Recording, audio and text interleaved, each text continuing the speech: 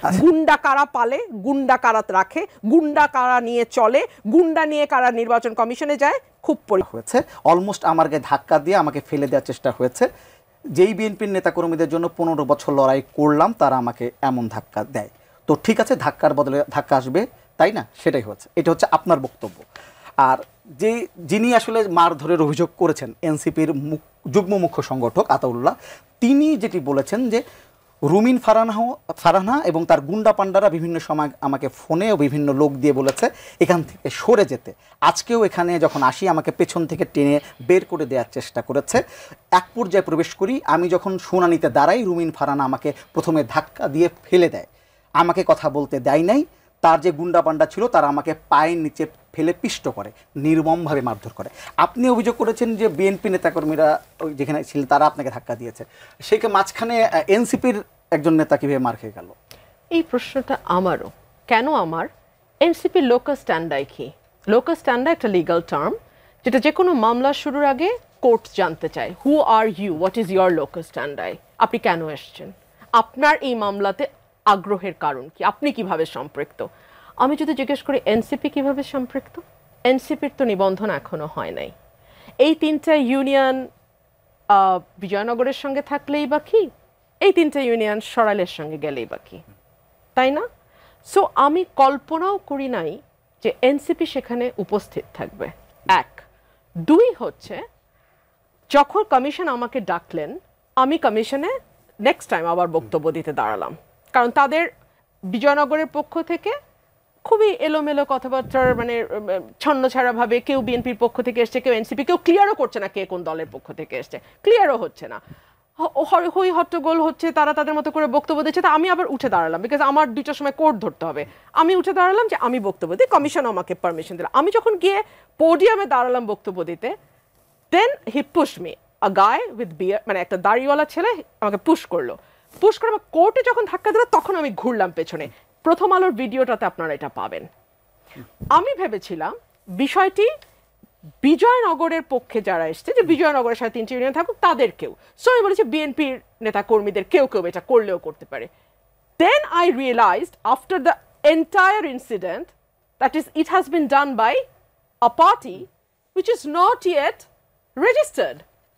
তো এই unregistered party কি করে গিয়ে পরিচয় গোপন করে, তারা কিন্তু পরিচয় দিচ্ছে না এনসিপি, কিন্তু তারা বক্তব্য দিতে চাইছে। ঠিক আছে, বক্তব্য দাও, কোনো অসুবিধা নেই, এলাকাবাসী হিসেবে বক্তব্য দিতে পারো, কিন্তু আমাকে ধাক্কা দিয়ে কেন? আমি তাদের চেহারা চিনি না, কিন্তু তারা তো সবাই আমার চেহারা চেনে। চেহারা চেনার দরকার নাই। আমি একজন আইনজীবীর পোশাকে, আইনজীবী মহিলা, আমি নারী, আমি সেখানে রিপ্রেজেন্ট করছি একটা পার্টিকে, আমি তো সেখানে লিগাল রিপ্রেজেন্টেশন দিচ্ছি, সেখানে can you push me? So obviously political ইয়েতে আমি তো মনে করি এখানে যারা বিজয়নগরের ছিলেন তারাও বিরক্ত হয়েছেন, যে কারণ দিন শেষে তো আমি বিএনপির নেত্রী, সো তাদেরও এটা খুব ভালো লাগবে না যে এভাবে আমাকে ধাক্কা দেয়া। এক। দুই হচ্ছে, উনি যে মারধরের অভিযোগ করছেন, এখন তো আমার কাছে আস্তে আস্তে ক্লিয়ার হচ্ছে আমার এই কর্মীদেরকে, হরসপুরের কর্মীদেরকে এইভাবে আহত কারা করেছে। আজকে যে আমার গায়ে হাত তুলতে পারে যেই দল, সেই দলের পক্ষে তো এই ধরনের ঘটনা ঘটানো সম্ভব, তাই না? এগুলো আমি কমিশনে জমা দেব। সো এই হচ্ছে কাহিনী। আপনি খেয়াল করবেন এনসিপি খুব খুব চতুরতার সঙ্গে একটা দিকে এগোচ্ছে। বিএনপিতে যারা ভয়েস, যারা বিএনপিকে খুব স্ট্রংলি রিপ্রেজেন্ট করে, যারা বিএনপিকে 15 বছর ধরে ক্যারি করেছে, তাদেরকে শেষ করে দেওয়া। ফর এক্সাম্পল, আপনি লক্ষ্য করবেন অসম্ভব জনপ্রিয় নেতা আমাদের মির্জা ফখরুল ইসলাম আলমগীর, তাকে নির্বাচনের কথা বলে ইন্ডিয়ার এজেন্ট, রয়ের এজেন্ট বলা। সালাউদ্দিন আহমেদ, তাকে মেলাইন করা, আমাকে মেলাইন করা, অর্থাৎ যারা বিএনপির ভয়েস তাদেরকে মেলাইন করা, বিকজ দে নো যে তাদের মাঠের পরিস্থিতি খুব খারাপ।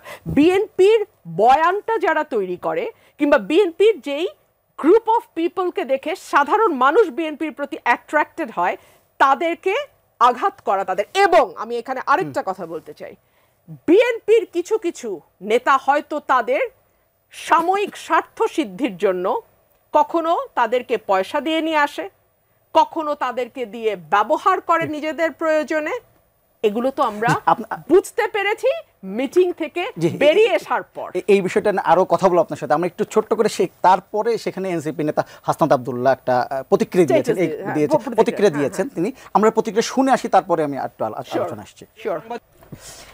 আমি একটু যুক্ত করি। আপনি খেয়াল করছিলেন উনি যখন বক্তব্য দিচ্ছেন পেছন থেকে রব উঠছে, ঠিক ঠিক। এই গুন্ডা বাহিনী যদি আমি নিয়ে যেতাম, আমি তো একটা 10 মিনিটের প্রেস ব্রিফিং করেছি, পেছন থেকে কেউ চিৎকার করে বলেছে ঠিক ঠিক?